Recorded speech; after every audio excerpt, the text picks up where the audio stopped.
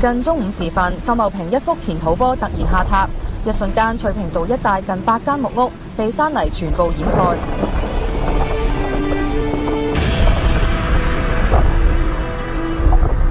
同一日，驚人嘅山泥傾瀉唔止喺觀塘出現，仲有港島嘅半山區。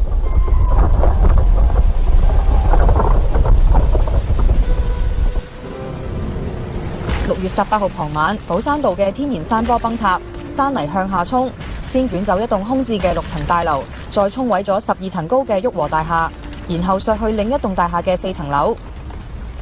因為佢嗰度真係一個天然山坡嚟嘅，咁佢衝落嚟嘅時候呢，我哋就話好似一個滾雪球嘅效應咁。當日呢，差唔多有超過2萬立方米嘅泥石呢係衝咗落去。鍾偉強解釋，寶山道山泥傾瀉有3大成因：一係山坡地質容易俾水滲透；2係暴雨令地下水位急升；3係由於干德道一個地盤做緊開挖工程，支撐泥土嘅鐵板變形，造成寶山道嘅泥土下墜，最後有67人喪生。